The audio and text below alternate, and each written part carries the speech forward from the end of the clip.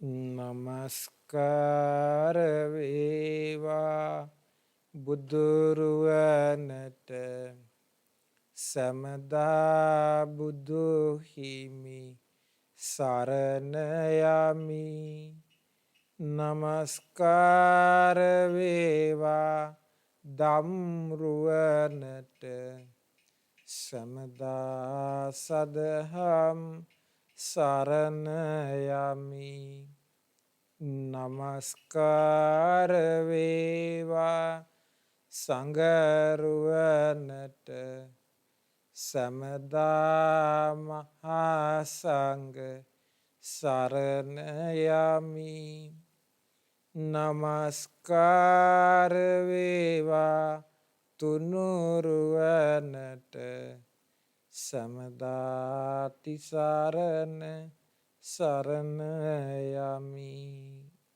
සාදු සාදු සාදු. අපගේ ගුරු දේවෝත්තම කල්යාණ මිත්‍ර ගෞරවනීය පින්වත් ලොකු ස්වාමීන් වහන්සේට අපගේ নমස්කාරය වේවා. සාදු සාදු සාදු. ගරුතර මහා සංඝරත්නයන් අවසරයි. සදාවත් පින්වතුනි, අපි ධර්මයක් අවබෝධ කරගන්න, ධර්මයක් තේරුම් ගන්න, ජීවිතයට පිළිසරණක් උදා කරගන්න මහන්සි වෙන පිරිසක්. එතකොට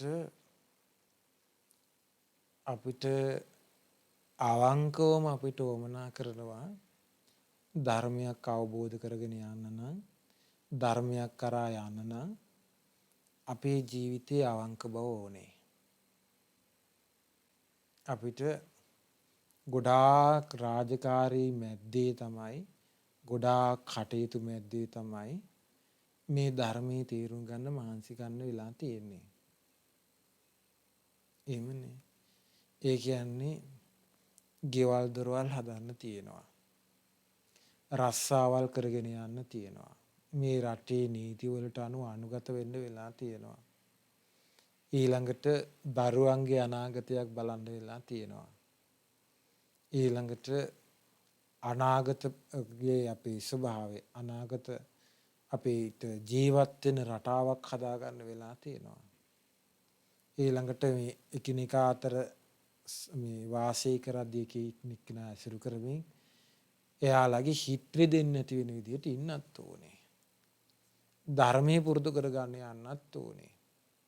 නේද? හිත දෙන්න දෙට ඉන්න ඕනේ කියලා කියන්නේ පාටි තියෙනවා නම් පාටි වලට යන්න ඕනේ. යාළුවෝ හිත මිත්‍රාදීන්ගේ ගෙවල් වල යන්න තියෙනවා. ඥාති හිත මිත්‍රාදීන්ගේ ගෙවල් වල යන්න තියෙනවා. එයාලා ගැන බලන්න ඕන. අම්මා තාත්තා ගැන බලන්න ඕනේ. ඉතින් මේ ගොඩාක් ප්‍රශ්න ගොඩක්.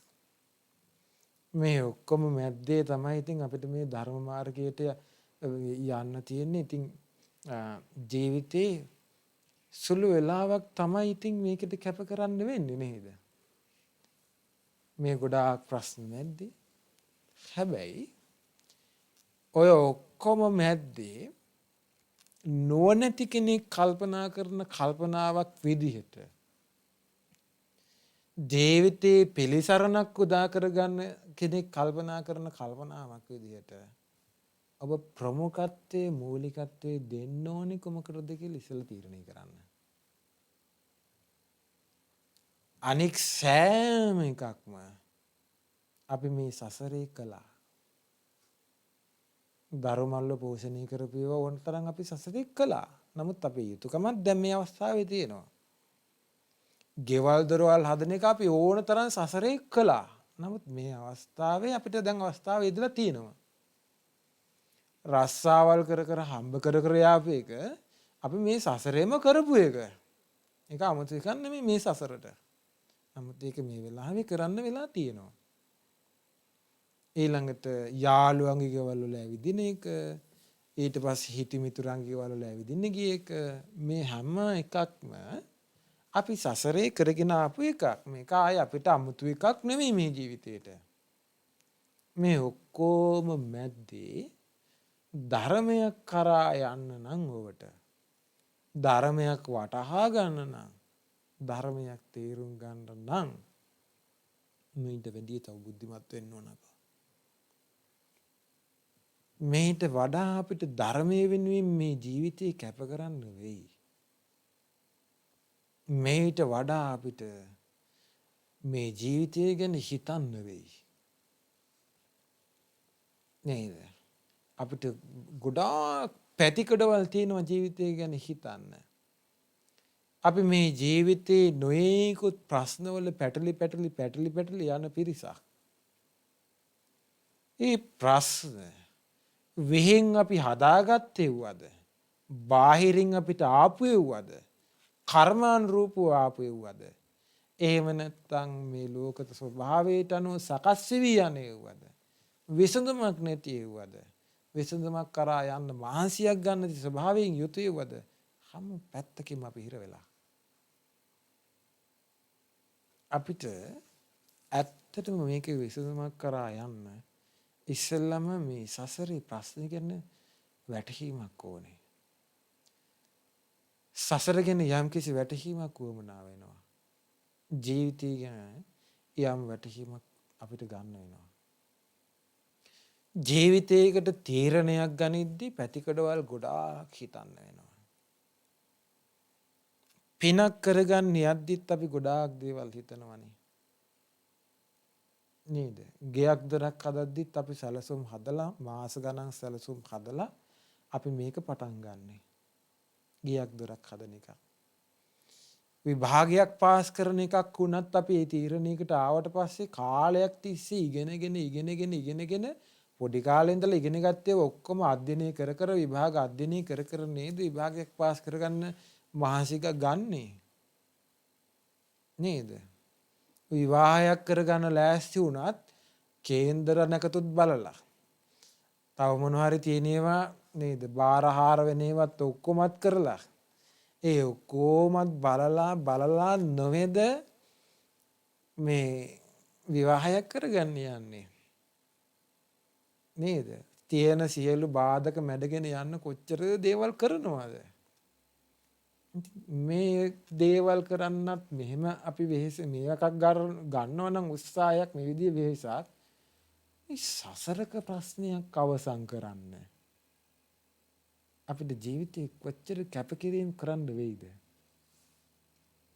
සමහර වෙලාවට වටිනා දේවල් අපිට ජීවිතේට නැතුව බැරි දේවල් කැප කරන්න වෙනවා.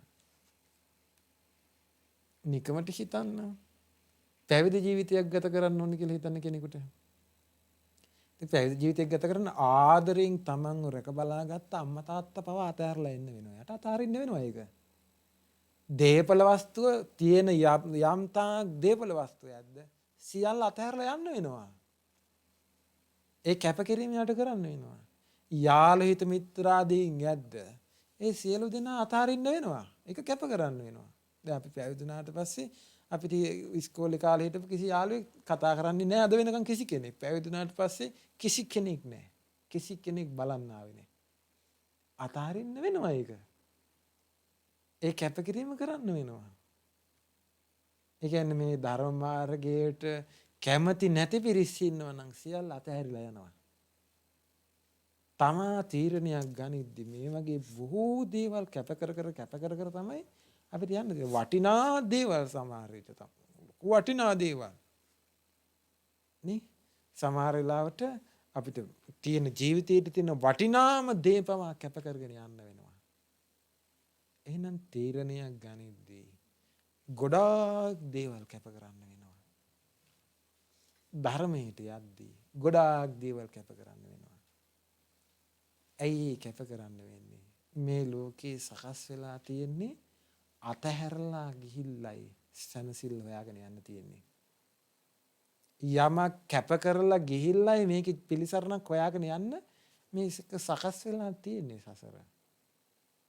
ඒ තමයි මේ සසරේ ධාතු ස්වභාවය. ඒ තමයි මේ සසරේ සකස් වෙලා තියෙන ස්වභාවය. එක එක්කෙනාගේ ජීවිත රටාවන්, එක එක්කෙනාගේ ස්වභාවයන්, එක එක්කෙනාගේ ධාතු ස්වභාවයන් එයා කර්මානුරූපව සසරේ අරගෙන ආපු එකට අනුව තමයි සකස් වෙලා තියෙන්නේ.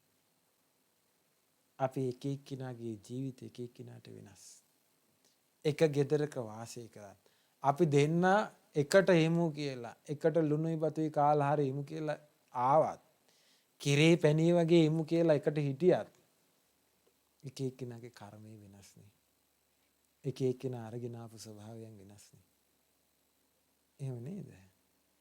එහෙමනම් මේ සසර ගමන එක එක්කිනාට තනියම යන්න තියෙන්නේ. ඒකයි භාගතුන් වහන්සේ දේශනා කළේ කම්මස්සකෝමි කර්මයයි දායාද කරගෙන ඉන්නේ. කම්ම බන්දු කම්ම පටිසරණෝ යං කම්මං කරිස්සාමි කල්යාණං වා පාපකං වා තස්ස දායාදෝති භවිස්සාමි. කර්මයේ සොකී කරගෙන ඉන්නේ. කර්මයේ උප්පත්ති ස්ථානීය කරගෙන ඉන්නේ. කර්මයේ ඥාතියා කරගෙන ඉන්නේ. කර්මයේ පිළිසරණ කරගෙන ඉන්නේ.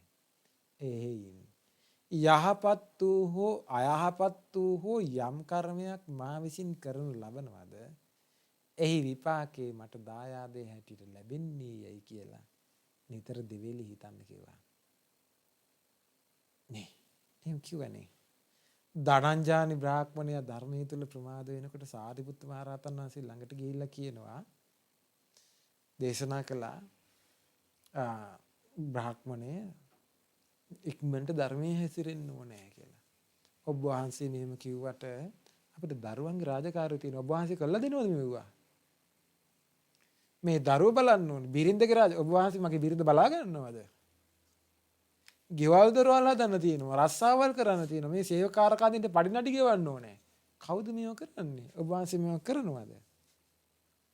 නේ වනේ සාරිපුත්ත මහ රහතන් වහන්සේ කිව්වා. අපිට මේව කරනවා ඉතින් අපිට ධර්මී කර හැසිරෙන්න තියන්නේ නැහැ කිව්වා. සාරිපුත්ත මහ රහතන් වහන්සේ අහනවනේ බමුණ මේ යාළුවා ගිහි කාලේ මේ බ්‍රාහ්මණයා සාරිපුත්ත මහ රහතන් වහන්සේ අහනවා බ්‍රාහ්මණය ඔබ පරලොව යද්දී ඔබට කර්ම විපාක යන දුගතියට යන සකස් වුණාට පස්සේ නිරේට යන සකස් වුණාට පස්සේ මා මේ රස්සාවල් නිසයි මේ මිත්ත්වයට පත්ුනේ කියලා යම රජු ඔබ නිරේ නිදාස් කරයිද කියලා අහනවා. අම්මා තාත්තට සලකන්න ගිහිල්ලා මම මේ නිරේත වැටෙන කර්මයක් රැස් කරගත්තේ අනේ මාව නිදාස් කරන්න අම්මා තාත්තා නිසා මම මේ තත්ත්වයට පත්ුනේ කියලා ඔබට නිදාස් වෙන්න පුළුවන්ද කියලා අහනවා. රස්සාව නිසා ගෙවල් දොරවල් හදන්න කියලා යාළු හිත මිත්‍රාදී නිසා මේ කර්මය මම රැස් කරගත්තේ කියලා ඔබට බේරෙන්න පුළුවන්ද කියලා අහනවා. ඔබේ නුවණ ඔබේ බුද්ධිය හොඳටම පාවිච්චි කරන්න ඕන මොහොතක් මේ.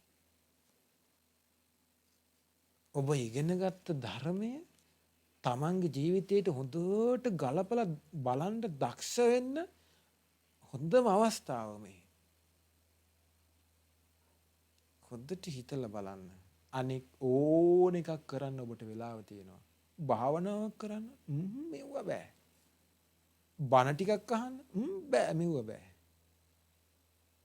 අනෙක් ඕන එකකට වෙලාව තියෙනවා. ලස්සනට කාල වේලාව හදා ගන්නවා. ධර්මයේ හැසිරෙන්න බෑ. ඒව බෑ. ඒව පස්සේ. වයසට ගියාම මේ ප්‍රශ්න ටික වරුණාම ඒව පටන් ගන්න. කෝබේ බුද්ධිය. කෝබ ඉගෙන ගත්ත ධර්මය. කෝබට පිළිසරණ හදාගත්තා ඔබ. මොකුත් නෑ. ඔබ කල්පනා කළේ බුද්ධිමත් කෙනෙක් කල්පනා කරන කල්පනාවක් නෙමෙයි. ඔබ ජීවිතයට පිළිසරණක් හදාගත්තේ නෑ. ආයෙත් හිතන්න. නැවත නැවතත් හිතන්න. ධර්මයේ මුණ ගැහුණා. බුද්ධ ශාසනයක් මුණ ගැහුණා. නිතර දෙවේලේ මුමුණ හිටියත් ඔබට පිහිටන්න බැරි නම් මේක තුල ධර්මයට පිවිසෙන්න බැරි නම් අකුසල එනකොට යට වෙලා යන ස්වභාවයෙන් යුතු නම් කවදා ගැලවෙන්නද ඔබ? ධාතු ස්වභාවය හඳුන ගන්න. ධාතු ස්වභාවය කියලා කියන්නේ මේ ලෝකේ සකස් වෙලා තියෙන ස්වභාවය. අපි එක එක්කෙනාගේ ජීවිත සකස් වෙලා තියෙන එක එක්කෙනාගේ වෙනස්කම් මත. එක එක්කෙනාගේ ජීවිතවල වෙනස්කම් තියෙනවා. ධාතු ස්වභාවයන්ගේ වෙනස්කම් තියෙනවා. චක්කු ධාතු. ඇස වෙනස් ස්වභාවයක්. ඇසේ ස්වභාවය කණේ නැහැ. ඒකට කියන්නේ සෝත ධාතු කියලා. සෝත ධාතු කියලා වෙනම ස්වභාවයක තියෙනවා. ඇහි ස්වභාවය තමයි පේන්න සලස්සන්න පුළුවන් එකේ. පේන ලෝකයේ ඔබේ ජීවිතේට එක් කරන්නේ මේ ඇසේ ස්වභාවයත් එක්ක. ඒකට කියනවා චක්කු ධාතු කියලා. සෝත ධාතු කියලා කියන්නේ වෙනම ස්වභාවයක්. ඒක කණේ ස්වභාවය. ඒකෙන් ඒ සෝත ධාතු කොට පුළුවන් ඇහෙන්න සලස්සන්න පුළුවන්. නාසයට කියන්නේ ගහන ධාතුව කියලා. ඒකට පුළුවන් ඔබට සුවඳ ගෙනලා දෙන්න. සුවඳ දැනෙන්න සලස්සන්න පුළුවන් මේ ගහන ධාතුවට. ඒක ධාතු ස්වභාවය. ජීවහා ධාතු. දිව වෙනම ස්වභාවයක්. දිවේ ස්වභාවය තමයි රස සලස්සනවා ඔබේ ජීවිතයට එකතු කරනවා. රස අධ්‍යයව හඳුනලා දෙනවා. ඒකෙන් තමයි දැනගන්නේ ඔබ දිවේ. දිවේ රස දැනගන්න ස්වභාවයක් තිබ්බේ නැත්තම් නේද? රස දැනගන්න ස්වභාවයක් දිවේ තිබ්බේ නැත්තම් දිවෙන් ඇති පළක් නැහැ. දිව කියලා කියන්නේ එහෙනම් කයේ කොටසක් නේ. එහෙනම් කයටයි දිවයි තියෙන්නේ. රස දැනෙන්නේ නැත්තම් ඒක කයේ ස්වභාවයක්. නේ? කයට දැනෙන පහස දිවෙන් දැනගන්න පුළුවන්. හැබැයි කයෙන් බෑ දිවට දැනෙන රස බලා ගන්න බෑ කයෙන්. එහෙනම් ලුණු ටික ලුණු රස බලන්න කය ගා ගන්න ඕනේ කොහේ හරි. ඇඟිල්ල ගාගෙන ආයි දිවේ ගා ගන්න ඕනේ නැහැ නේ. ඇඟිල්ලෙන් දැනගන්න පුළුවන් ලුණු රස. නේද? ඇඹුල් තියලා ඇඹුල් රස තියෙනවද කියලා බලන්න. එහෙනම් මේ ඇඟිල්ල ගා ගත්තාම රස දැනෙන්න ඕනේ. දිවේ තියන්න ඒකයි. දිවේ තිබ්බාම නේ ඇඹුල් රස දැනෙන්නේ. එහෙනම් ඒක දෙව වෙනම ස්වභාවයක් ඒක. ඒක ධාතු ස්වභාවයක්. කය වෙනම ස්වභාවයක්. ඒක ධාතු ස්වභාවයක්. මනස වෙනම ස්වභාවයක්. හැබැයි මේකට ක්‍රියාකාරීත්වය දෙන්න තව ස්වභාවයක් මේකම තියෙනවා. හරිද? මනස වෙනම ස්වභාවයක්. ඒ ඔක්කොටම මැද්දෙන් ඒ ඔක්කොමටම අමතරව තව ස්වභාවයක් තියෙනවා. ඇහැට ඒ ඇහි ස්වභාවයේ පේන්න සැලැස්සුවාට පේන දෙයක් තිබ්බේ නැත්තම් ඒ ඇහෙන් වැඩක් වෙන්නේ නැහැ නේ. ඒ ඇහි ස්වභාවයට පේන්න සලස්සන්න පුළුවන් දේ මොකද්ද? ඒ තමයි රූප ස්වභාවය. රූප ස්වභාවය බාහිරින් තිබ්බේ නැත්තම් මේ ඇහි ස්වභාවයේ පේන ස්වභාවයෙන් තිබුණට පේන දෙයක් නැහැ. එහෙනම් පේන දේ බලන්න ඇහි ස්වභාවයෙන් පුළුවන්. චක්කු ධාතුවට පුළුවන් පේන දෙයක් බලා ගන්න. හැබැයි මේ පේන දේ වෙනම ස්වභාවයක්. ඒ පේන දේ ස්වභාවය තමයි රූප ස්වභාවය. ඒකට කියන රූප ධාතු කියලා. පේන්නේ රූප ධාතුවයි. ඒ ධාතුව සකස් වෙලා තියෙන්නේ සතර මහා ධාතුන්ගෙන්. නේ? earth elements කියලා කියනවා අපි, water element කියලා කියනවා, fire element කියලා කියනවා, ඊළඟට air element කියලා කියනවා. මේ ධාතු හතර. පඨවි, ආපෝ, තේජෝ, වායෝ. මේවෙන් තමයි සකස් වෙලා තියෙන්නේ. ඒ සකස් වෙච්ච දේ තමයි ඇහැතුලින් අපි දැනගන්නේ. ඒ වෙන එකිනෙකට වෙනස් ස්වභාවයක්. හරිද? හැබැයි මේ ස්වභාවය එක එක්කෙනාගේ කර්ම ස්වභාවයට අනුව එකිනෙක වෙනස් වෙලා යනවා. චක්කු ධාතුව කියලා කියන්නේ ඇහැනේ. ඇහැ ධාතු ස්වභාවයනේ. ඒ ධාතු ස්වභාවය කර්මානුරූපෝනේ චක්කෝම් භික්කවේ පුරාණං කම්මං අபிසංචේතිතං වේදනියං දට්ඨබ්බං. ඇස ධාතු ස්වභාවයක්. ඒක තේරුම් ගන්න ඕනේ මේක ධාතු ස්වභාවයක් කියලා. තේරුම් අරගෙන ඒක අවබෝධ කරගන්න ඕනේ. ධාතු ස්වභාවයක්. ඇස ධාතු ස්වභාවයක්. කර්මානුරූපව සකස් වෙච්ච එකක් කියලා තේරුම් අරගෙන ඒ තුළින් ආයමත් කර්මය සකස් වෙන්නේ නැති වෙන්න සිහි පිටව ගන්න ඕනේ. සතර සතිපට්ඨානයේ සිහි පිටවගෙන කර්මයේ කරන්න ඕනේ. මෙතෙන්ට යන්න ඕනේ. ඒ තමයි පාර නිරවුල් කරගෙන යන ගමන. ඒ ඇහැ තුලින් ආය අකුසලයක් උපදවෙන්නේ නැති මට්ටමට ඇහි ක්‍රියාකාරීත්වය පවත්වන්න ඕනේ. ඇහැ ඔස්සේ සතර සතිපට්ඨානයේ සිහි පිහිටවන්න ඕනේ. මෙතනින් අපිට විසඳුමක් කරා යන්න තියෙන්නේ. මේ තමයි ජීවිත අවබෝධයට යන තියෙන මාවත. දැන් හිතන්න. දැන් කල්පනා කරන්න. දැන් ඔබ හොඳට හිතන්න. කනේ ස්වභාවයට ක්‍රියාකාරීත්වය දෙන්න යමක් ඕනේ. ඒ තමයි ශබ්දය. ශබ්දයෙන් තමයි කන ක්‍රියාත්මක වෙන්නේ.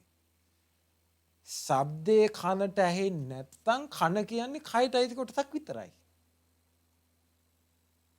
හැබැයි කනට පුළුවන් ශබ්දය ඇතුළට ගන්න ජීවිතයේ අභ්‍යන්තරයේ ශබ්ද ගන්න පුළුවන්. ජීවිතයට එක් කරන්න පුළුවන් ශබ්දේ. නේද? ඒක වෙනම ස්වභාවයක්. ශබ්දේ වෙන ස්වභාවයක්, කන වෙන ස්වභාවයක්. ඒ ශබ්දේ කිනලා දෙන්නේ කනයි. අපේ ජීවිතයට ශබ්ද සම්බන්ධ කරන්නේ කන. ඒ ස්වභාවයක්. එකිනෙකට වෙනස් ස්වභාවයක්. හරිද? ඒකත් හැබැයි කර්මානුරූපයි. සමහර කෙනෙකුට කර්මානුරූපව උපතින්ම කන ඇහෙන්නේ නැහැ. එයාට සාමාන්‍යයෙන් කන කියලා කියන්නේ සාමාන්‍යයෙන් කය කොටසක් විතරයි. ඒක කය කොටසක් විතරයි එයාට. ඒක කයට අදාළ එකක්. එයාට ඒක කනට අදාළ එකක් නෙවෙයි දැන් එයාට. සතර මහා ධාතුන් හටගත් එකක් විතරයි එයාට. සද්දය ඇහෙන්නේ නැහැ. කන ක්‍රියාත්මක නැහැ. කොච්චර ශබ්ද තිබුණත් එළියේ එයාට ඇහෙන්නේ නැහැ. ශබ්දේ කියලා කියන්නේ වෙනම ධාතු ස්වභාවයක්. ඒක වෙනම ස්වභාවයක්. දැන් රූප තිබ්බට මේ බිත්තියක මොන හරි දෙයක් තිබ්බට මේ කැමරාවක මොන හරි දෙයක් තිබ්බට ඒක ඇහි ස්වභාවය නැත්තම් පේන්නෙත් නැහැ. ඒ රූපයෙන් ඒ කැමරාවෙන් සද්දයක් එන එක අපිට ඇහැට දැනෙන්නේ නැහැ. ඒක දැනෙන්නේ කනට. ඒක වෙනම ස්වභාවයක්. කන ඔස්සේ ශබ්දේ දැනගන්නවා කියන්නේ වෙනම එකක්. ඒක වෙනම ස්වභාවයක්. වෙන කිසි ආයතනයකට ඒක දෙන්න බෑ. නාසය කියන්නේ වෙනම ස්වභාවයක්. ගන්ධ සුවඳ කියන්නේ තවත් ස්වභාවයක්. ඒ ධාතු ස්වභාවයක්. දිව කියන්නේ වෙනම ස්වභාවයක්. රසය කියන්නේ තවත් ස්වභාවයක්. කය කියන්නේ වෙනම ස්වභාවයක්. පහස කියන්නේ තවත් ස්වභාවයක්. එකිනෙකට වෙනස් ස්වභාවයක්. මනස කියන්නේ තව ස්වභාවයක්. සිතවිලි කියන්නේ තවත් ස්වභාවයක්. මේක දේශනා කළේ භාගතුන් වහන්සේ කුමකටද? මේ ඔස්සේ අකුසල් දුරු කරගෙන දේවිත අවබෝධය ලැබලා සසරින් ඈතට යන්න විතරයි. ඒක හඳුන ගන්න ඕනේ මේ තුලින් නිවන් මඟ හඳුන ගන්න ඕනේ. භාගතුන් වහන්සේ ඇයි මේක දේශනා කළේ? ඔබේ දැනුම වැඩි කරලා දෙන්නද? නෑ. කෙලස් නිවල දාන ධර්මයක් අවබෝධ කරවන්න. සක්කාය දිට්ඨියක් අයින් කරවන්න. අකුසලයේ මුදවලා ඔබ කුසලයකට ගන්න ලෝකේ ඇත්ත පෙන්වන්න. මේ තුලක් තියෙන ආර්ය සත්‍යයි. ඒ ආර්ය සත්‍ය ඉස්මතු කරලා දෙන්නයි භාගතුන් වහන්සේ මේ ධර්මයේ දේශනා කළේ. මේ ස්වභාවයන් දේශනා කළේ. ඔබ හිතන්න මේ ඇහැ වෙනම ස්වභාවයක් නම් රූප වෙනම ස්වභාවයක් නම් ඒ දෙක අපිට ජොයින්ට් කරලා දෙන එකක් තියෙනවනේ, සම්බන්ධ කරලා දෙන සම්බන්ධකය නේද? ඒ තමයි විඥානය. විඥානයත් එක විඥානයේ වුණාට දැනගැනීම එක විඥානය වුණාට ආයතන හයක ක්‍රියාකාරීත්වයේ වෙන්නේ වෙන වෙන ස්වභාවයන්ගේ. ඇහැ ඔස්සේ විඥානීට ගන්න පුළුවන් ශබ්ද නෙවෙයි. ඇහැ ඔස්සේ දැනගන්න පුළුවන් රූප විතරයි ඒ විඥානයට. කන ඔස්සේ ගන්න පුළුවන් ශබ්දේ විතරයි. කන ඔස්සේ ගන්න බෑ යාට රූපය. නාසය ඔස්සේ ගන්න බෑ. දියෝසි ගන්න බෑ. කය එකින් එකට වෙනස්. හැබැයි ඒ වගේම මේ ඇහැ ඔස්සේ, කන ඔස්සේ, නාසය ඔස්සේ, දිව ඔස්සේ, කය ඔස්සේ ගන්න දේ කර්මානුරූපව එකිනෙක කෙනාට ඒකත් වෙනස් වෙනවා. මේක ධාතු ස්වභාවයේ සකස් වෙලා තියෙන්නේ අන්න එහෙමයි. උදාහරණයක් කියන්නද? ඇහැ ක්‍රියාත්මක වෙන එකට උදාහරණයක්. අර ලංකාවේ ඉස්සර තුල්ල පිණ්ඩපාතික තිස්ස රහතන් වහන්සේ හිටපු කාලේ නේද? වැද්දා මුව මර ගිහිල්ලා උන්වහන්සේ හිටපු ආරාමයට ආවනේ. උන්වහන්සේට ගරහන්න පටන් ගත්තා. පැම්බිඳක්වත් නැහැ මේ ආරාමේ උන්වහන්සේලා තපස් රකින්නවා කියලා මොනවා කරනවද දන්නේ නැහැ පැම්බිඳක් නැහැ කියලා. අර උපාසකුන්නේ අර කලේ පැන් තියෙන අරගෙන බොන්න කිව්වා. උපාසක මහත්තයා ළඟට යනවා. කලේ පැම්බිඳක් නැහැ. රහතන් වහන්සේ ළඟට එනවා. වැඩම කළා. පැම් වාදිනේ ළඟට එනකොට පැම් කලේ පිරෙන්න වතුර. උපාසක මහත්තයාට කියනවා උපාසක මහත්තයා මේ පැන් තියෙන්නේ මේකේ වතුර මට පේන්නේ නැහැ කියනවා. කර්මානුරූපව අර මිනිස්සයාට කර්මානුරූපව මේකේ පැන් තියෙනවා පේන්නේ නැහැ. රහතන් වහන්සේට පැන් තියෙනවා පේනවා. ඇහැ ක්‍රියාත්මකයි.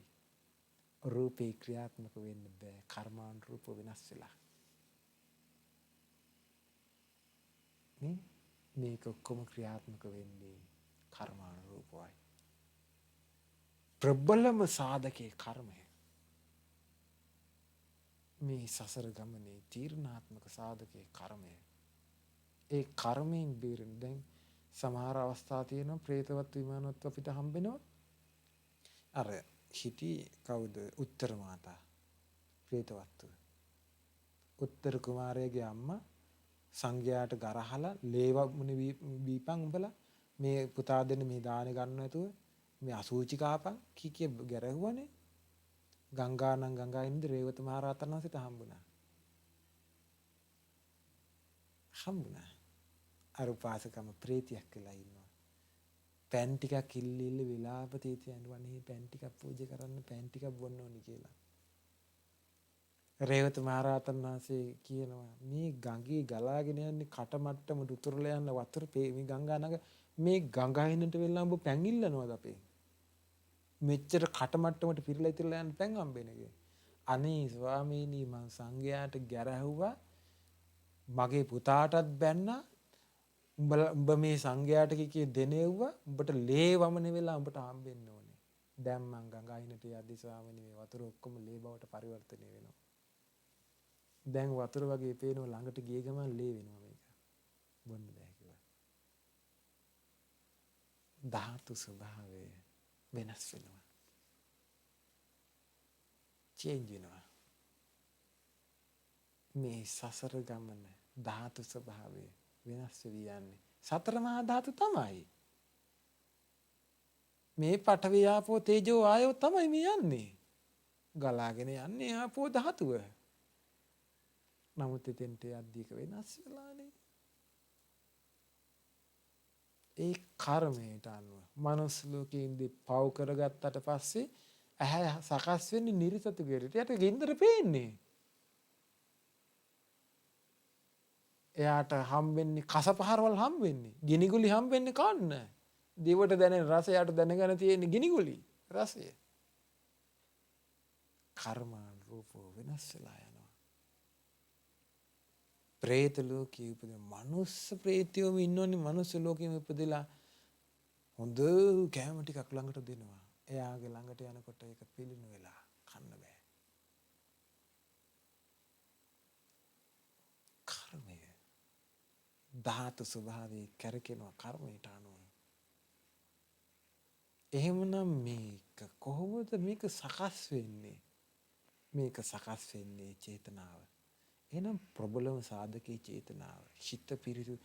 ඒකයි අපි හැම තිස්සෙම කියන්නේ ගුණධර්ම ටික රැකගන්න ගුණධර්ම ටික රැකගත්තට පස්සේ චේතනාව ක්‍රියාත්මක වෙන්නේ අර ගුණධර්ම වලට අනුව. කර්මය සකස් වෙන්නේ අර ගුණධර්ම වලට අනුව. නිවන් මාර්ග විවෘත වෙන්නේ ඔබට ඔබ ගුණධර්ම ටික රැකගත්තට පස්සේ. ඒ ගුණධර්ම වලට අනුව තමයි ඔබේ නිවන් මාර්ග විවෘත වෙන්නේ. නිවන් මාර්ගට ඔබට බැස ගන්න තියෙන්නේ මේ ඔස්සේ. ඒ නිසා ගුණධර්ම ටික රැක ගන්න කියලා කියන්නේ. අඩුපාඩු හොය හොය එක එක්කෙනාගේ අඩුපාඩු හොය හොය ඊළඟට මේ නිවන් මාර්ග අහිමි කරගෙන එක එක්කෙනාට ගරහ නින්දා අපහාස කර කර ගුණමකුකම් කර කර මේ යන ගමනේ කිසි කෙනෙකුට පිළිසරණක් නැහැ. මේ සසර ගමනින් ඔබට ලැබිච්ච වාසියක් නැහනේ. මේ සසරේ ඇවිදගෙන ගියා කියලා ඔබට ලැබිච්ච දෙයක් නැහැ. ලැබිච්ච එකම දේ තමයි දුක. ඔබ විසින් රැස් කරගත්ත කර්මය. නේ? දුක නම් වූ මහා බය. දුක්ඛ මස්ස මහා බය. දුකයි මහා භයානක දේ. ඒ දුක අතරත් මහා භයානක දේ කියලා භාගතුන් වහන්සේ වදාළේ සංඛාර දුක්ඛ. විපරිණාම දුක්ඛ භාගතුන් වහන්සේ භයානකයි කියලා කිව්වේ නෑ එච්චර.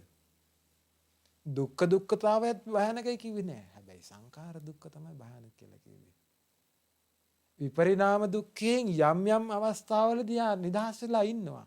දෙව්ලෝකට බඹලෝකට ගියාට පස්සේ එයා දිරණ එකෙන් එයා නිදහස් වෙලා ඉන්නවා විපරිණාමයට පත් වෙන එකෙන්. යම් මට්ටමකින් එයාකින් නිදහස් වෙනවා. ආවුස දීර්ඝ නිසා. ඒ අවස්ථාවේ යම් මට්ටමකින් ගැලවිලා ඉන්නවා. හැබැයි දුක්ඛ දුක්ඛතාවයනුත් යා නිදහස් වෙනවා. මනුස්ස ලෝකයේ විඳින්න තියෙන දුක් දෙව්ලෝකෙදි විඳින්න හම්බෙන්නේ නැහැ.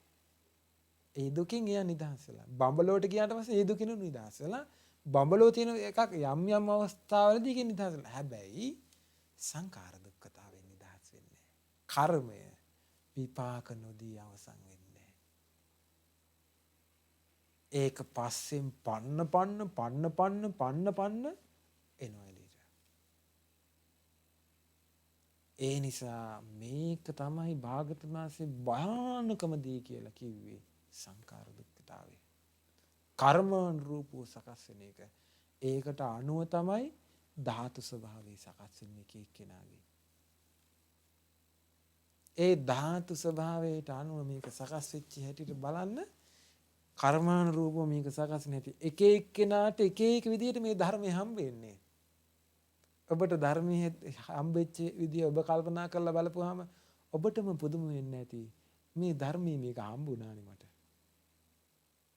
ඔබම පුදුමයටපත් වෙනවා ඇති මේ ධර්මයේ මට ඇයි මේ හම්බුනේ කියලා. ඔබ හිතනවා දැන් මට කොහොමද මෙච්චර මේ කෝටි 800ක් මිනිස්සු මැද්දේ ඔබ සිංහල රටේ උපන්නනේ. වෙන කොහෙවත් ලෝකෙක යන්නේ නැතුව.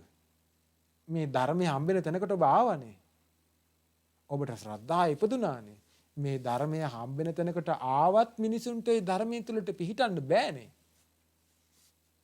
සමහරලාට ධර්මයේ ඇහෙනවා. ධර්මයේ මතක තබා ගන්නවා. ගුණ ධර්ම ටිකක් රකින්න වහන්සි ගන්නවා. මොකක් හරි අඩුවක් අල්ලගෙන පයින්නවා අනිත් පැත්තට. එහෙම වෙච්ච මිනිස්සුත් ඉන්නවනේ. ඒ ඔක්කොම කර්මානුරූපයි. සසරේ දොස් වැරදිච්ච තැන් විපාක හම්බෙනවා දැන්. ඒකනේ අර ඒ කියන්නේ දෘෂ්ටි වල පැටලෙන්නේ.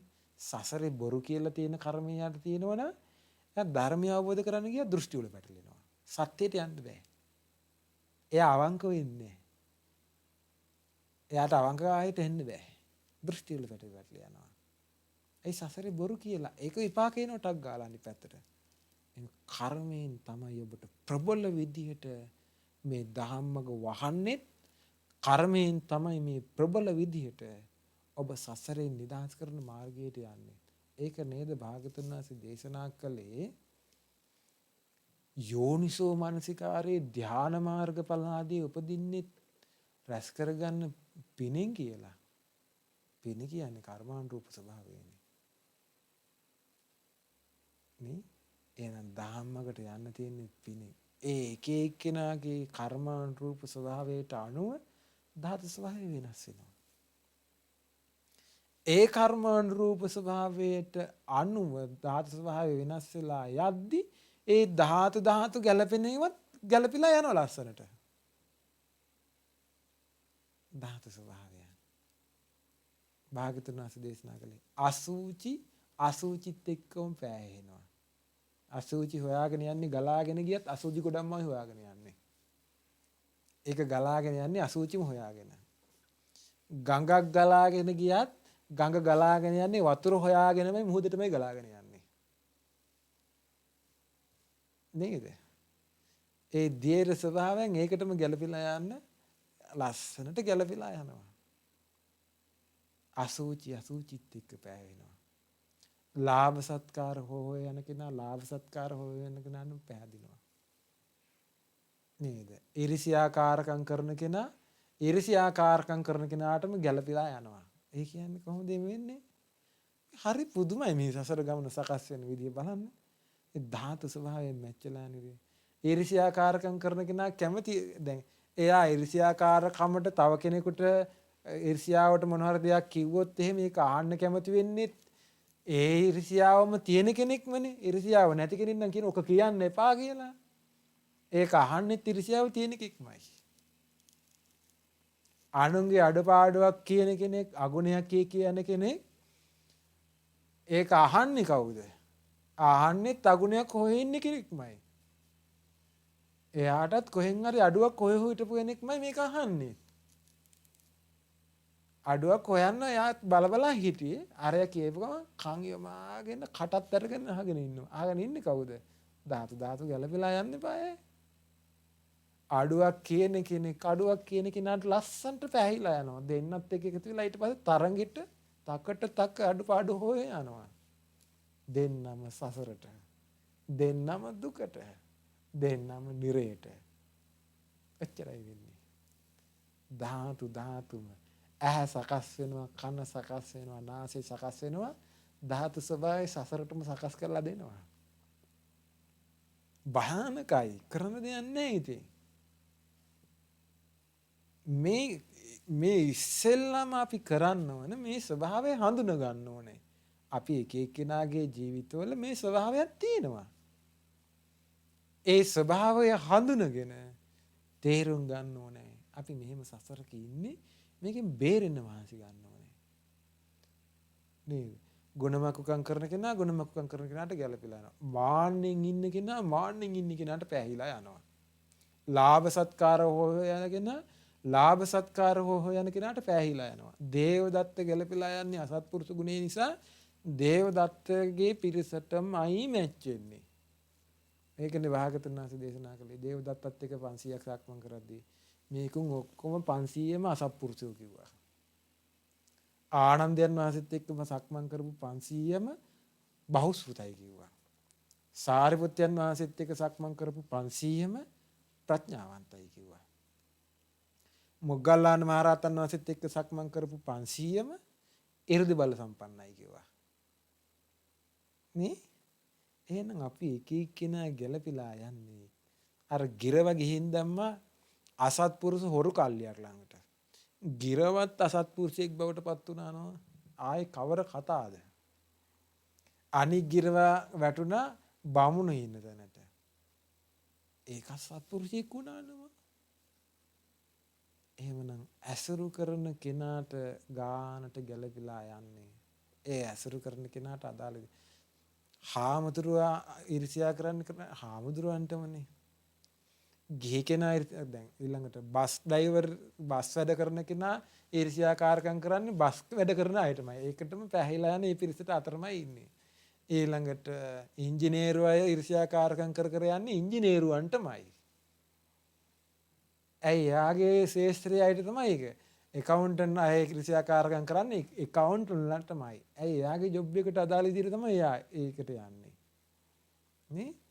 අදාළ තැනටමයි. උපාසකයා ඊර්ෂ්‍යාකාරකම් කරන්නේ උපාසකයටමයි. උපාසිකාව ඊර්ෂ්‍යාකාරකම් කරන්නේ උපාසිකාවන්ටමයි. මේ තමයි ස්වභාවය. ධර්මයට ගියාට පස්සේ තමයි මේකට විසඳුමක් හම්බෙන්නේ. එතකල් ඉතින් ඔය සසරේ ඔය ප්‍රශ්න වල පැටලි යනවා. නේ? උපාසිකාවේ අඩුපාඩු කියන්නේ උපාසිකාවන්ගේමයි. උපාසකේ අඩුපාඩු කියන්නේ උපාසකීන්ගේමයි. හැමතැනම අරුබුද හදන්නේ එක එක්කෙනාගේ හිත්වල ස්වභාවය සසරේ අරගෙන ආපු ස්වභාවයට අනුවමයි. නේ? බලන්න මේවා ඔක්කොම සසරටත් යනවනේ ඊට පස්සේදී. දේවදත්තගේ ස්වභාවයේ සසරේම ආපු ප්‍රශ්න යනවා. කල්ප 4ක් වෛරි බැඳ බෙද ආපිකනේ මතුවලා එන්නේ. අපේ මේ ස්වභාවයත් එක එක සසරේ ස්වභාවයන් මේ. අපට ඒ සසරේ මේ ඒ කට්ටිය හම්බෙන මේකට අදාළව ගැලපිලා යන්න. නේ? ලස්සන්ට හම්බෙනවා. මේ කාගේ හරි අඩුවක් කියලා මොනවා හරි ප්‍රශ්නයක් හදන්න ඕන වුණාට පස්සේ මේකට ගානට සෙට් වෙන පිරිස ලස්සන්ට ඇවිල්ලා ඉන්නවනේ. කොහෙන්ද මේ ආවේ? මෙයාගේ කර්මයට ලස්සනට සකස් වෙලා එනවා. මෙයාත් වටේ පිටේ ඔක්කොම ගිනි පත්තු කරගෙන ඔක්කොම අවුලලා ප්‍රශ්න ගොඩක් මැද්දේ එයාගේ ප්‍රශ්නේ දිග්ගස්සගෙන සසරේ ප්‍රශ්නේ දිග්ගස්සලා බොහෝ පිරිසක් අමාරුවෙත් දාලා ධාතු සෙට් එකක් හදා ගන්නවානේ. තේරෙනවද ඔබට මේ සසරේ තියෙන භයානක බව? ඔබට හිතෙනවද මේක ප්‍රශ්නයක් කියලා? ඔබට හිතෙනවද මේකෙන් නිදහස් වෙන්න ඕනේ කියලා? මේක නොවේ මං හොයන්නේ. මං හොයන්නේ විසඳුමක් ජීවිතේට. මට ඕනි නිදහස් වෙලා යන්න මේ සසරෙන් කියලා. ඔබට හිතෙනවද? කාගේවත් කොහෙවත් යන ප්‍රශ්නයක් ඇයි අපේ ඔළුවට අපි දාගන්න හදන්නේ? අපි විසඳුමක් නෙමෙයිද ජීවිතේට හොයන්නේ? අපි හොයන්නේ කාගේවත් ප්‍රශ්න ගොඩක්ද? අපිට ඕනි ධර්මයක් නෙමෙයිද? අපිට ඕනේ අපේ ජීවිතේ කෙලෙස් ටිකක් පුරව ගන්නද?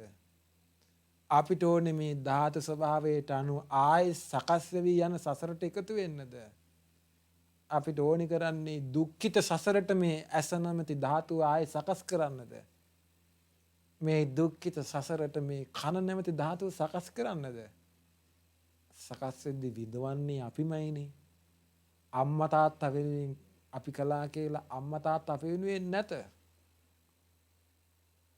නේද? සහෝදර සහෝදරයෝ වෙනුවෙන් අපි මේව කළා කියලා. සහෝදර සහෝදරියෝ අපි වෙනුවෙන් නැත.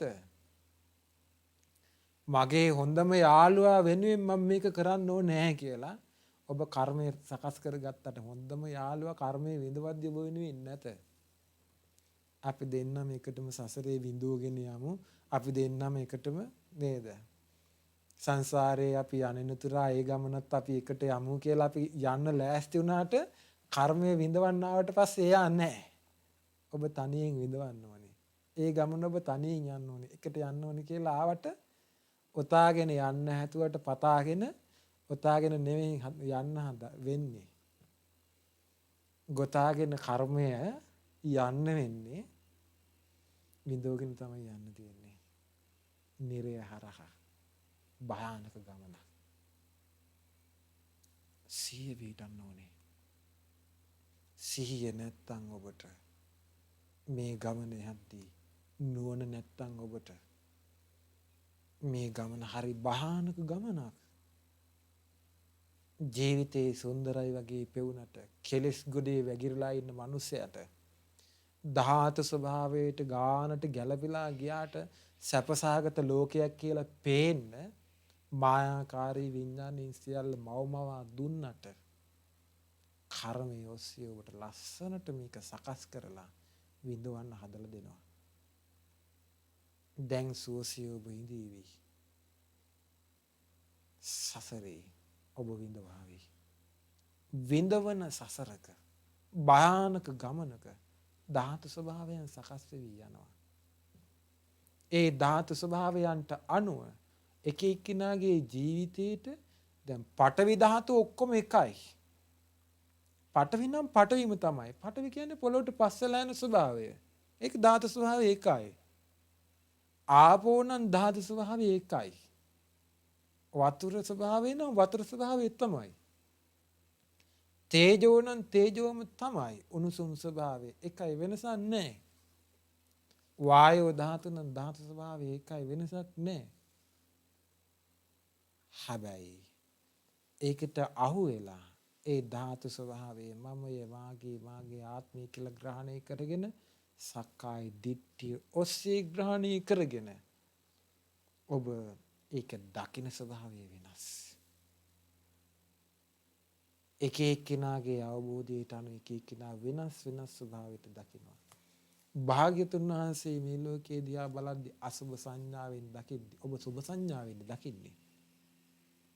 රහතන් වහන්සේලා දුක්ඛිත සංඥාවෙන් ලෝකේ දකිද්දී ඔබ සැප සංඥාවෙන් දකින්නේ. ධාතු ස්වභාවයේ එක විදියට තිබ්බට ඔබට උපදින සංඥාව වෙනස්. ඔබ දකින ලෝකේ වෙනස්. ඔබේ විද්‍යාව නෙවෙයි ඔබට තියෙන්නේ අවිද්‍යාව. ඔබ තුල තියෙන්නේ ජීවිත අවබෝධය නෙවෙයි. ඔබ තුල තියෙන්නේ මුලාවක්. ඔබ සත්‍ය දකින්නව නෙවෙයි. ඔබ දකින්නේ අසත්‍යයක්.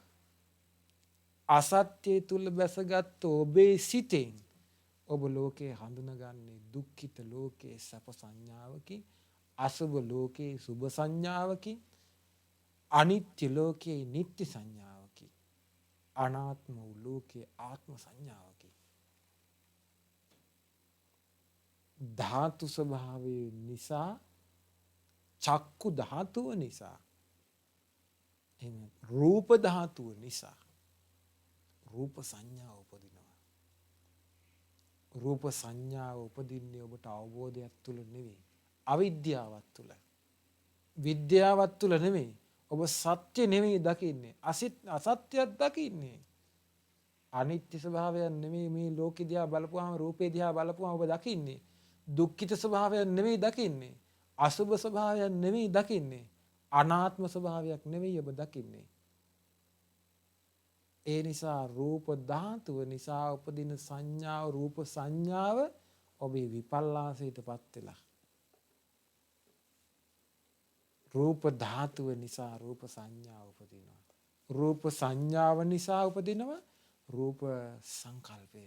අර හඳුනගත්ත දේ තමයි ඔබට කල්පනාවට එන්නේ දැන්. ඒ කල්පනාවේ වැඩ කරන්නේම සුභ සංකල්පනාවමයි එන්නේ. නිත්‍ය සංකල්පනාවමයි එන්නේ. සැප සංකල්පනාවමයි එන්නේ. ආත්ම සංකල්පනාවමයි එන්නේ. ඒ සංකල්පනාව නිසා උපදින විතර්කයේ උපදින්නේම අර සංඥාවත් එක්ක ඇතිවෙච්ච සංකල්පනාවට අනුවමනේ. ඔබ දැන් යන්නේ වැරදි මාවතේ. ඔබේ හිත ක්‍රියාත්මක වෙන්නේ වැරදි මාවතක. ඔබ අවබෝධයට නෙමෙයි දැන් මේ යන්නේ. ඔබ සසරටයි යන්නේ. ආරක මුල් කරගෙන ආත්ම සංඥාවෙන්, ආත්ම දෘෂ්ටියට අහු වෙලා ඔබ ඒ තුල පිහිටලා කවුරු හරි මොනවා හරි කිව්වොත්, අවවාදයක් කළොත් එහෙම අන්න මට බැන්න. ඇයි මට බයින්නේ? ඇයි අනික් අයට බයින්න බැරිද? අන්න බැන්න කියන එක අරගෙන ඊට පස්සේ අඩු හොයනවා. එදා ඉඳලා අඩුපාඩු හොයනවා. මෙන්න මෙයා මට බනින්න කලින් එයාගේ අඩුපාඩු ටික ඉස්සෙල්ලා හදාගෙන ඉන්න පාය. ඇයි එයාගේ අඩුපාඩු ටික හදාගන්න නැතුව මට බයින්න ඉන්නේ? හැමතැනම ඔන්න අඩුපාඩු හොය ඔන්න යනවා. දැන් ඔන්න හදාගත්තා, ඉස්සෙල්ලා හදාගත්තා ගැටිච්ච හිත. ඒ ඔස්සේ හදාගත්තා ක්‍රෝධය. ඒ ඔස්සේ අර ක්‍රෝධයටම කල්පනාව වැඩ කරද්දී අර ධාතු ස්වභාවයට අනුව දැන් ගැළපි කල්පනාව වැඩ කරනෝනේ. සංඥාව හදාගත්ත ගැටිච්ච සංඥාව. ඒ ගැටිච්ච සංඥාව ක්‍රෝධ සංඥාව දැන් හදාගත්ත අඩුපාඩු හොයලා ඒ ටිකත් පුරවගත්ත ඇතුළට ඒ සංඥාවට අනුව දැන් සංකල්පනාව වදිනවා. කල්පනා කරන කල්පනාවට ඔක්කොම එනවා. අර ටික ඔක්කොම ගැළපිලා යනවා. අකුසල් කල්පනා ගොඩක් ඔස්සේ ඔබ එතන පිහිටලා දැන් හිතන එක අරකට අඩුවට ගැළපිලා යන තමයි එන්නේ. දැන් ඔබ එවැනි පුද්ගලයෙක් දෙස බලනවා. ඇහැ ක්‍රියාත්මකයි. ඇහැ නමතු චක්කු ධාතුව ක්‍රියාත්මක වෙනවා දැන්. රූපය ඔබේ ඉස්සරහට එනවා. අර ගැටිච්ච සංඥාව ඇතුළේ වැඩ කරනවා. රූප ධාතුව ඇහෙන් රූප ධාතුව දකිද්දී අර විඥාණයෙන් ඔබ දැනගන්නේ අර ගැටිච්ච හිතින්, ගුණමකුකම් දකින හිතින්, ඊර්ෂ්‍යාව දකින හිතින්, ක්‍රෝධය දකින හිතින්, වෛරය දකින හිතින්, අර සංඥාවෙන් ඔබට හඳුන්වලා දෙන්නේ පුද්ගලයාව. පේන්නෙම ආයෙමත් අඩුපාඩුමයි. ආයෙමත් මෙයාගේ අඩුපාඩු බල ආයෙමත් අර සංකල්පනා වැඩිලා යනවා. ඔබේ කර්මය කොහොමද සකස් වෙලා යන සකස් වෙilla. මේ තමයි සසර. සුභ සංඥාවක් උපන්නත් ඒත් ඕකම තමයි. ඉන්ද්‍රිය අසංවරය කියලා කියන්නේ ඕකට තමයි.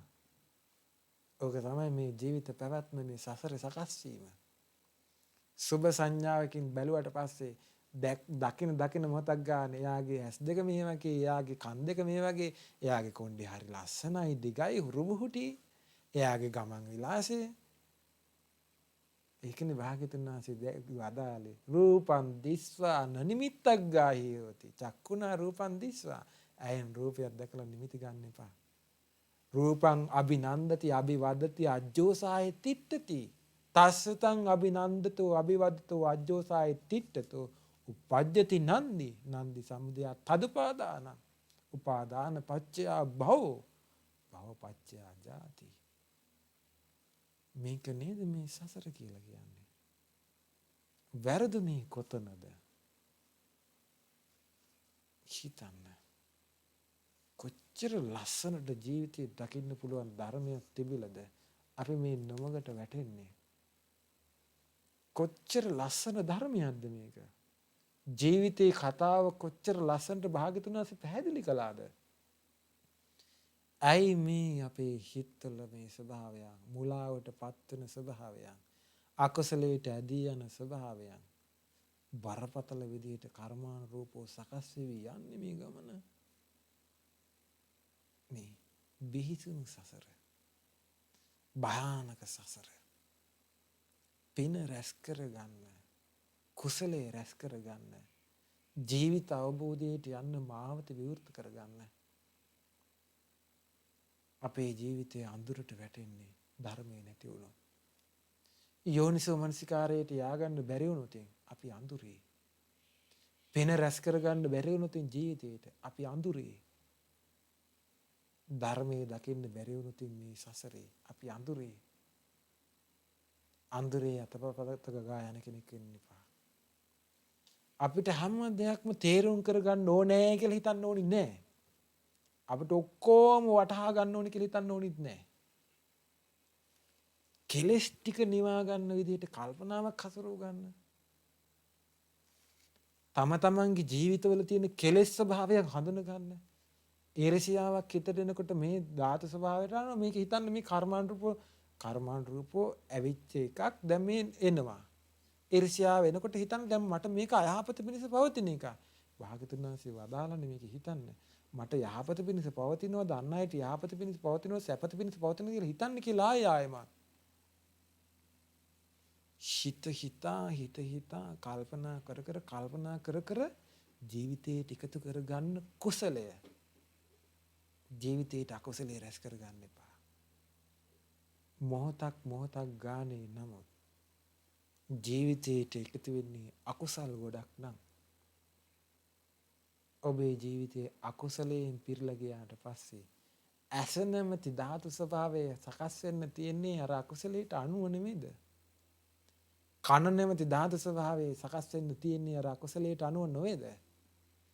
නාසය නැමැති ධාතු ස්වභාවය සකස් වෙන්න තියෙන්නේ අර අකුසලයට අනුවමයි. ඒ අකුසලයට අනුව සකස් වුණාට පස්සේ ඔබේ ඇස් දෙක මනුස්ස ඇස් දෙකක් වුණත් වැඩක් නැහැ. මේ සුද්ධෝ ඉන්නේ ඕන තරම්. අපි කොච්චර බණ කියනවද? සංඝරත්නය කොච්චර වැඩ ඉන්නවද? පහදින්න බෑ. මේ ඇස් දෙකෙන් ඇස් පන අපිට උදේ හවස සුද්ධ කී දෙනෙ මෙතනින් යනවද? මේ සිවුරක් පුරවගෙන හිටිය කියලා පහදින්න බෑ. ඇස් දෙක තිබුණට පහදින්නේ නෑ. ඇයි ඒ? ඇස් දෙකක් තියෙනවා, විඥානයත් වැඩ කරනවා, රූපෙත් ඇහැ ඉස්සරහට ඇවිල්ලා තියෙනවා, මානසිකාරයත් වැඩ කරනවා. හැබැයි මානසිකාරය යෝනිසෝ මානසිකාරය නෙවෙයි. අයෝනිසෝ මානසිකාරය. ඒ මානසිකාරයේ යෝනිසෝ මානසිකාරයකට උපද්දන්න ඇතුලේ පින නැහැ. කර්මානුරූපව සකස් වෙච්ච පිනක් නැහැ. ඒ චක්කු ධාතුවෙන් පින උපද්දලා ගන්න, පහදින්න, ගුණයක් දකින්න ඇතුලේ අභ්‍යන්තරේ ක්‍රියාකාරීත්වයට යන්න දෙයක් නැහැ. භයානකයිනේ. හිතන්න මේ කර්මයේ වැඩපිළිවෙල නෙමෙයි යන්නේ. ජීවිත අවබෝධයට යන්න කොච්චර දෙයක් මේ ජීවිතය තුළින් දකින්න තියෙනවද බලන්න. සුන්දර සසරක් වගේ පෙවුනට භයානක සසරකනේ ඉන්නේ. නේද? අපි කොච්චර කතා කරනවද? ධර්මයේ කියනවා අපි. හැමතැනම ධර්මයේ කියනවා. සුදු අයටත් ඇහෙනවා මේ ගොඩාක් පිරිසට ඇහෙනවා. පහදින්නේ නැහැ. ධර්මයේ හිච්ච පමණින් පහදින්නේ නැහැ. දාන බෙදන්න කොච්චර මිනිස්සු වෙනවද?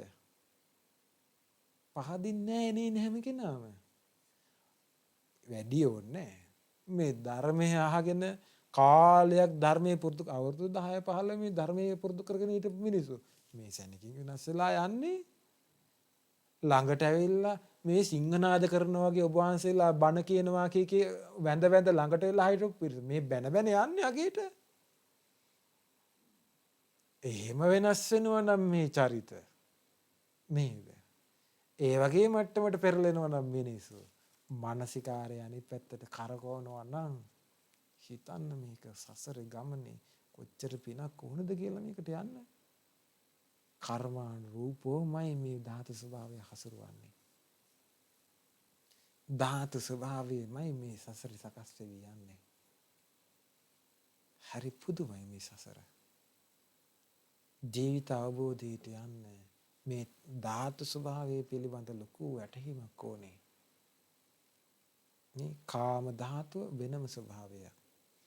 රූප ධාතුව රූප ලෝකයට අදාළ වෙනම ස්වභාවයක්. අරූප ධාතුව තව ස්වභාවයක්. නෙක්ඛම්ම ධාතුව තව ස්වභාවයක්. අව්‍යාපාද ධාතුව තව ස්වභාවයක්. අවිහිංසා ධාතුව තවත් ස්වභාවයක්. එකිනෙකට වෙනස් වෙච්ච ලෝකේ එක එක්කිනාගේ ආනන්දයන් වහන්සේ භාග්‍යතුන් වහන්සේ දකිද්දිම මේ ශ්‍රද්ධාව උපදිලා එනවා. ඒ සසරේ පුරුද්දත් එක්ක ඒ පින සකස් වෙලා තියෙන උන්වහන්සේට ශ්‍රද්ධාව උපදින්න. දේවදත්ත දකින්න සැරයක් ගානේ වෛරම එනවනේ. සාරිපුත්‍රයන් වහන්සේ දකින්න සැරයක් ගානේ ශ්‍රද්ධාවතුන්ට සදහැවතුන්ට ශ්‍රද්ධාවම උපදිනවා. කෝකාලිකට දකිද්දි නයි වෛර එනවා ඉස්සරහට. මොනව කරන්නද ඉතින්? ඒ තමයි සසර. අපේ ස්වභාවය. සසරේ ස්වභාවය අපිටත් තුරුමයි. අපි බිහිසුණු සසරේ ওই ස්වභාවයෙන් යුතු අය. හිතන්න කල්පනා කරන්න මේ කාලයයි. ධර්මයට යන්න ගොඩාක් පැති අපිට හිතන්න තියෙනවා. ධර්ම අවබෝධයට යන්න. අපි දේශනාවක් කියෙව්වත් සූත්‍ර පිටකයේම කියෝ යනවා. කර්මෙට සූත්‍ර දේශනාවෙත් අපිට පේන්නේ අපිට ගැලපෙන දෘෂ්ටියට අදාළ ටික පේන්නේ. නේ? එහෙම නැත්තම් ඒ සූත්‍ර දේශනාව බලද්දි එක්ක අනුන්ගේ අඩුපාඩු හොයන්න පුළුවන් ඒවා තමයි එයා ගලප ගන්න. එක්ක සංඝයාගේ අඩුපාඩු හොයන්න පුළුවන් ඒවා තමයි ගලප ගන්න. අරගෙන බලනවා ඊට පස්සේ දැන් මේ ස්වාමීන් වහන්සේ මේ සූත්‍රයට අනුව ඉන්නවද? මේ ස්වාමීන් වහන්සේ මේ දේශනාවට අනුව ඉන්නවද? ගල්පන්න කිව්වේ කොහාටද? යන්නේ කොහෙද? මල්ලේ පොල්. හොයන්නේ වෙන දෙයක්. හොයන්න කිව්වේ තවත් දෙයක්. ගමන වරදිනවා. මේ එතකොට භාග්‍යතුන් වහන්සේගේ දේශනාව හරියටම හරිනේ. අප්පකාතේ මනුස්සේසු තේජනා පාරගාමිනෝ අතහායන් ඊතරා පජා චීරමේ වන්දායති. සසරටම දුවනවා. ධර්මයේ ඇසුණත් ස්වල්ප දෙනෙක් මේක අල්ලගන්නේ. නේ? ස්වල්ප දෙනයි චූටි පිරිසක් මේක අල්ල ගන්නවා. අනික් අය බොහෝ පිරිසක් සසරටම දුවනවා. ඔබටත් ඕනේ සසරේම දුවන්න නම් ඔය ගමන යන්න පුළුවන්. ධර්මයට යනවා නම් ධර්මය අල්ල ගන්න පුළුවන්. ඒකයි භාග්‍යතුන් වහන්සේ වදාළේ සට කපට මායා නැති අවංක රජු පුරුෂයෙක් ඉන්න එයාට මේ ගමන පුළුවන්.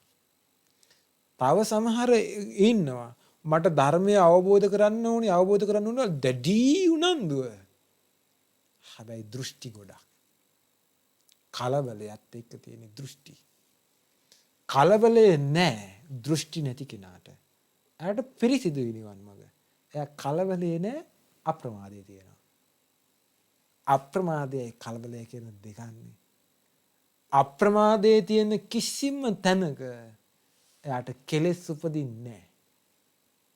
එයා කෙලෙස් වලින් නිදහස් වෙන පාර හොයා ගන්නවා අප්‍රමාදීව. කලබලයේ තියෙන එක්කෙනාගේ ස්වභාවය තමයි කෙලෙස් ගොඩේ පැටලි යනවා. ඕවා කරලා හරියන්නේ නැහැ. මෙහෙම කරන්නේ ගැටි යනවා නම් එයාට තියෙන්නේ කලබලයක් මිසක් අප්‍රමාදයක් නෙමෙයි. එයාට ඉන්නේ කලබලයක්. කලබල වෙලා මේක කරන්න පුළුවන් දෙයක් නැහැ. අප්‍රමාදී කෙනා අප්‍රමාදයට පත් වෙන කෙනා කලබල වෙන එක දැනගන්නවා කලබලයක් අකුසලයක්. මේ ඔස්සේ කෙලෙස් ඇති වෙන්නේ මේ වෛරයක් ඇති වෙනවනම් තරහක් ඇති වෙනවනම් අඩුපාඩු පේනවනම් අනික් අය ධම්මක දිනු කරන්නේ නැහැ කියා ඒ පැත්තට කැරකෙනවා නම් අනුන්ගේ අඩුපාඩු හොයනවා නම් එතන තියෙන්නේ කලබලයක් නෙමෙයිද? දැන් තමාගේ පාරනේ තමාට හොයා ගන්න ඕනේ අනුන්ගේ පැත්ත හොයන්නේ. ඒ තුලින් අකුසල් හොය යනවනම් මේක निराවුල්ව තම තමන්ගේ ජීවිතේ දැනගෙන තම තමන්ගේ හිතවල ස්වභාවය දැනගෙන තම තමන්ගේ හිතවල උපදින කෙලෙස් නේද තම තමන්ට ගලවන්න තියෙන්නේ අනුන්ගේ හිතවල තියෙන කෙලෙස් ගලවන්න කිව්වද භාගතුන් වහන්සේ. අනුන්ගේ හිතවල තියෙන කෙලෙස් කාටවත් ගලවන්න බෑනේ. ඒක තම තමන් ගලව ගනි. තම තමන්ගේ පාර නිරවුල් කරගන්න. බිරිඳගේ හිතේ තියෙන කෙලෙස් ඔබට පුළුවන් ද ගලවන්න? ස්වාමි පුරුෂයාට පුළුවන් ද ගලවන්න? ස්වාමි පුරුෂයාගේ හිතේ තියෙන කෙලෙස් බිරිඳට පුළුවන් ද ගලවන්න? බෑ, ගලවන්න බෑ. එහෙනම් තම තමන්ගේ හිතවල තියෙන කෙලෙස් ගලවන්න ඕනේ කවුද? තම තමන්ම. දැන් සමහරු කියනවා අපි හදන්නම් ඔයාව හදන්න පුළුවන් මට. ඔයා මේක අහන්න, මේක කරන්න. කොහේ හදන්නද? ඒක එයාගේ හිතේ තියෙන කෙලෙස් කොහොමද අපි ගලවන්නේ? බෑ. භාග්‍යතුන් වහන්සේ දේශනා කළේ මට පාර පෙන්වන්න පුළුවන් යන්නේක නොවෙන එක ඔබ අතේ කියලා නම් අනික් අය කොහෙද හදන්නේ? කොහේ හදන්නද? බෑ. ඒක අතාරින්න තම තමන්ගේ ජීවිත ප්‍රශ්නේ විසඳ ගන්න. තම තමන්ගේ ගැටලුව විසඳ ගන්න. අනික් අයගේ කර්මය එයාලා අරගෙන යයි. අනික් අය කරන දේ ඒක අරගෙන යයි. භාග්‍යතුන් වහන්සේ දේශනා කළා නේද? උපේක්ෂා භාවනාව කියලා භාවනාවක්. මේක පුරුදු කරන්න කිව්වා. නේද? කවුරු හරි මොනවා හරි කියවත් උපේක්ෂාවටපත් වෙන්න කිව්වා. ගරහගෙන එනවනම් උපේක්ෂාවටපත් වෙන්න කිව්වා. එයා ඒ කර්මය අරගෙන යයි. මං ඒ කර්මයට මැදිහත් වෙලා මං එකට පැනලා කර්මය රැස් කරගන්නේ නැහැ. එයා ඒ කර්මය එයා රැස් කරගත්ත කර්මය අරගෙන යයි. කර්මය ඒක තමයි උපේක්ෂාවටපත් වෙනවා කියලා කියන උපේක්ෂා භාවනාවක් විදිහට පුරුදු කරන්න කිව්වා මේක. කර්මය තමාගේ දේ කරගෙන ඉන්නේ දෑවැද්ද කරගෙන තියෙන. ඒක එයා අරගෙන යයි. අපි ඒකට සම්බන්ධ වෙන්නේ නැහැ කියලා. මේ බලන්න කෙලෙස් ගලවන ක්‍රම මේ උපේක්ෂා භාවනාව. මේ විදිහට තමයි අපේ ජීවිතේ කෙලෙස් ගලවන්න තියෙන්නේ. මේ විදිහට තමයි අපිට ජීවිත අවබෝධයට යන්න තියෙන්නේ. මේ විදිහට තමයි ජීවිතේ දකින්න තියෙන්නේ. ධාතු ස්වභාවයන් කිය අපි මේ බලන්නේ මේ ස්වභාවය මේ කෙලෙස් වලින් නිදහස් වෙන්න පාරක්. දහම් පදයක් ඇහෙන මොහොතක් ගානේ ඔබට වැටහෙන්න ඕනේ. මගේ හිතවල කෙලෙස් ගැටෙන්න නෙමෙයි මේ කියන්නේ. මේ කියන්නේ කෙලෙස් ගලව ගන්න හිතවල තියෙන. තමන් දිහා බලා ගන්න තමන්ගේ හිතවල වැඩ කරන කෙලෙස් වල ස්වභාවය. ඒ තමන්ගේ හිතවල තියෙන කෙලෙස් ස්වභාවය දකිද්දි තමන්ටම ලැජ්ජ හිතෙන්න ඕනේ. දෙයියනේ මේක තියෙනවනේ මගේ ඇතුලේ කියලා. මං ලෝකෙට සුදන වගේ පේන්න හැදුවට පේන්න මේක අස්සේ මේක තියාගෙනනේ මම මේ යන්නේ. ලෝකෙ මිනිස්සු දන්නවනේ මේක තියෙනවා කියලා පේනවනේ බාහිරට. සුදන වෙන්න බෑ කාටවත්. තමන්ගේ හිත තමන්ට චෝදනා කරනවා. නුඹ මේ වගේ කියලා. තමන්ගේ හිත පිරිසිදු නම් බාහිර අය මොනවා කිව්වත් ප්‍රශ්නයක් නෑනේ. බාහිර අය ඕන දෙයක් කියපු දෙයින් තමන්ගේ හිත තමන්ට පිරිසිදු නම්, තමන් අවංක අදහසේ ඉන්නවා නම්, තමන් ධර්මයේ තුල පිහිටලා ඉන්නවා නම්, තමාට අවංකවම කෙලෙස් දුරු කරන ස්වභාවය දුරු කරන හිත තමාගේ හිතේ තියෙනවා නම් ඒක වැඩ කරනවා. මෙතනනේ තමන් ඉන්න ඕනේ. මෙතෙන්ට යන්නනේ අපි ධර්මයේ ඇහුවේ. මේ තුළ පිහිටන්නේ අපි ධර්මයේ ඇහුවේ. එහෙනම් ධර්මයට පිවිසෙන්න. ධර්මයේ ජීවිතේ කරගන්න. ජීවිතයෙන් ධර්මයේ පුරවන්න. ධර්මයේ ජීවිතයෙන් පුරවන්න. ඔබට පුළුවන් ඔබේ ජීවිතයට පිළිසරණක් හදාගන්න. බැරි දෙයක් නෙමෙයි භාග්‍යවතුන් වහන්සේ වදාළේ මේ. පුළුවන් දෙයක්. හැබැයි දුෂ්කරයි. ධර්මයේ ඉගෙන ගන්න එක පොට්ටික කියවන එක ලේසියි. මේ කෙලෙස් දැක අයින් කරන්න අමාරුයිනේ. හිතෙන්නෙම නැහැ මේව ඕනේ. මේ කෙලෙස් ඕනේ. ඇයි මේව තියාගත්තම් ප්‍රශ්නයක්ද? ඔහොමනේ හිතෙන්නේ. මේ ඇයි මේව අයින් කරන්න කියන්නේ? ඒ ඔක්කොම මායාවේ සංකල්ප. භාග්‍යවතුන් වහන්සේ ළඟට ඇවිල්ලා මාර්යා කියනව නේද? ධානිය භාග්‍යවතුන් වහන්සේ ළඟට භාග්‍යවතුන් වහන්සේ ධානිය ළඟට වැඩි වෙලාවේ ධානිය උපාසක භාග්‍යවතුන් වහන්සේ ගැන පැහැදුනා. එතකොට ධානියට මාර්යා පෙනීටලා කියනවනේ භාග්‍යවතුන් වහන්සේ ඉස්සරහම කියනවනේ නේද? දරුවෝ ඉන්න කෙනා සතුටු වෙන්නේ දරුවෝ නිසාමයි. හරක බාන ඉන්න කෙනා සතුටු වෙන්නේ හරක බාන නිසාමයි. කෙලෙස් තියෙන කෙනා සතුටු වෙන්නේ කෙලෙස් වලින්මයි. කෙලෙස් නැති කෙනාට දුකක් තියෙන්නේ. මේ කාගේ අදහසක්ද? මාර්යාගේ අදහස. දරුවෝ ඉන්න කෙනා දරුවන්ගෙන් සතුටු වෙන්න යනවා නම් ඔබ හිතන්න මේක ඇතුලේ වැඩ කරනවා එක්කෙනෙක්. කවුද ඉන්නේ? එක්කෙනෙක් ඉන්නව ඇතුලේ. ලොකු එක්කෙනා ඇවිල්ලා ළඟට වෙලා ඉන්නවා. තට්ටුවක් දාලා දැන්. මේ දේපල වස්තුව නිසා සතුටු වෙනවා නම් ඔබ පොඩ්ඩක් තට්ටු කරලා බලන්න ළඟට ඇවිල්ලා ඉන්නවද කියලා. කාගේ අදහසද මේ? එයාගේ අදහස. භාග්‍යවතුන් වහන්සේ වදාළේ දරුවෝ ඉන්න කෙනා විඳවන්නේ දුක් විඳින්නේ දරුවෝ නිසාමයි. හරක බාන තියෙන කෙනා දුක් විඳින්නේ හරක බාන නිසාමයි. කෙලස් තියෙන නිසා කෙලස් තියෙන කෙනා දුක් විඳිනවා කියනවා. කෙලස් තියෙන සත්වයාට සසරේ උරුමෙන් දුකයි කියනවා. එහෙනම් කෙලස් වලින් සතුටු වෙන්න ඔබ මහන්සි ගන්නවා නම් එතන අරය ඇවිල්ලා ඉන්නවා. කවුද ඉන්නේ? ලොකු එක්කෙනා ඇවිල්ලා ඉන්නවා. භයානකයි. මේ ස්වභාවය තේරුම් ගන්න. මේ තමයි සසරේ ධාතු ස්වභාවය සකස් වී යන ආකාරය. මේ ධාතු ස්වභාවය තේරුම් ගන්න. එකිනෙකට වෙනස් ස්වභාවයන් මේ සසරේ. පුද්ගල ස්වභාවයත් එකිනෙකට වෙනස්. කෙලෙස් ස්වභාවයත් එකිනෙකට වෙනස්. සසරේ ඒ කෙලෙස් ස්වභාවයට අනුව වෙනස් කර්මයට අනුව වෙනස් අයරින් ඔබට විපාක ගෙනලා දෙවි. සසරේ දුක ගෙනලා දෙවි. බේසුණු සසරකට වැටිච්ච ඔබට මේ භයානක සසර ගමනේ යන ඔබට මේ ධාතු ස්වභාවය පිළිබඳ මනා වැටහීමක් වුණා වෙනවා. කෙලෙස් වලින් බේරෙන්න. අපි ඔබට ආශිර්වාද කරනවා. තුනුරුවනි අනන්ත ආශිර්වාදයෙන් මේ දහම් කරුණු ටික තේරුම් අරගෙන ධර්මයේ ජීවිතයට එකතු කරගෙන ඔබේ ජීවිතයටත් මේ දහමින් පිළිසරණ ලබන්නට වාසනාව ලැබේවා. සාදු සාදු සාදු. අපි මේ රැස් කළ සියලු පින් සක්දෙවිඳුන් ප්‍රදාන සදෙව්ලෝ වාසී සියලු දෙවියෝ අනුමෝදන් වෙත්වා. ගටිකාර බ්‍රහ්ම රාජයා ඇතුළු සියලු බ්‍රහ්මයෝ මේ පින් අනුමෝදන් වෙත්වා. සියලු දෙවියෝ බ්‍රහ්මයෝ නාගයෝ සැපයෙන් සැපයටපත් වෙත්වා. සංසාර දුකින් අත මිදෙත්වා. සාදු සාදු සාදු. රැස් කළ සියලු පින් ඔබ අප සෑම සියලු දෙනා නමින් අනන්ත සසර පුරාවට මේ පරලොව ගිය සියලු ඥාතීන්ට මේ පින් අනුමෝදන් වෙත්වා. ඒ වගේම අද දින දෛනික නඩත්තුකට සඳහා දායකත්වයේ දරන්නේ පින්වත් නුවන් පේසේන මහත්මයා. ඒ මහත්මයාටත් ඒ වගේම ඒ මහත්මයාගේ ඒ පින්වන්ත බිරිඳ උපන්දිනයේ සමරණේ බිරිඳටත් මේ පින් අනුමෝදන් වෙත්වා. ඒ වගේම දරුවටත් මේ පින් අනුමෝදන් වෙත්වා. පවුලේ සියලු දෙනාටත් මේ පින් අනුමෝදන් වෙත්වා. සියලු දෙනා නමින් මේ පරිලෝකීය සියලු ඥාතීන්ටත් මේ පින් අනුමෝදන් වෙත්වා. සසර දුකින් අත මිදෙන්නට මේ පින් උපකාර වෙත්වා. සාදු සාදු.